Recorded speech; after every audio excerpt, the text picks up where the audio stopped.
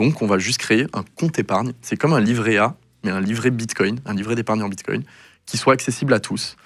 Et donc, c'est ce qu'on a fait. On a créé cette application mobile. On a créé l'arrondi, la mécanique de l'arrondi. Enfin, on a utilisé la mécanique de l'arrondi pour dire, là, au moins, c'est $1. C'est simple, c'est ludique, c'est accessible à tous. Vous connectez votre compte bancaire et vous n'avez plus rien à faire. Ça marche tout seul pour vous.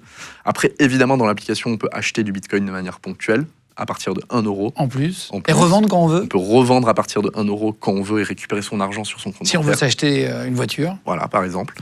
Ou partir en vacances, ou faire autre chose. Et après, on peut aussi programmer des achats récurrents, puisque l'arrondi, c'est simple, c'est ludique, mais peut-être qu'on se dit, moi, je peux mettre 100 euros de côté toutes les semaines ou tous les mois. Donc, on peut aussi dire, en plus ou à la place de l'arrondi, je veux mettre un montant fixe sur une fréquence déterminée. Donc, tous les jours, toutes les semaines, toutes les 2 semaines ou tous les mois, il y a tout ça qu'on peut configurer dans l'application. Je veux mettre tel montant. Et voilà. Il y a 2 ans comme ça.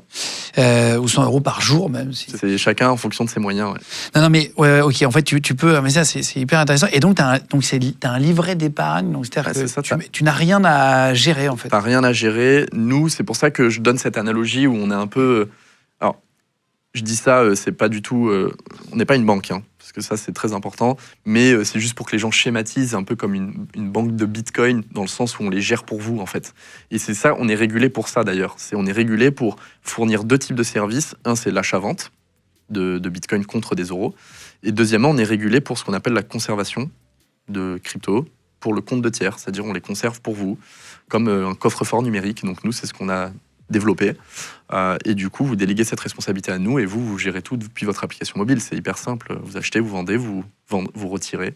Je vous mets un lien cliquable sous la vidéo, si vous voulez aller voir dans la description. Si vous avez téléchargé l'application BizTag pour essayer, pour commencer à mettre un petit peu, puis après vous verrez si ça fonctionne bien, si vous en êtes content, puis au bout d'un mois, vous verrez si ça arrondit, vous pouvez en acheter plus, monter. De toute façon, il faut y aller toujours crescendo dans ce qu'on fait. Exactement. Le principal, c'est déjà, je pense, de mettre un pied dedans pour essayer. Moi, je l'ai fait il y a 3 semaines, hein, je te l'ai dit avant. L'arrondi, c'est pour ça que... Enfin, je dis ça parce que c'est ce que tous nos utilisateurs font. Hein. Ils démarrent avec l'arrondi.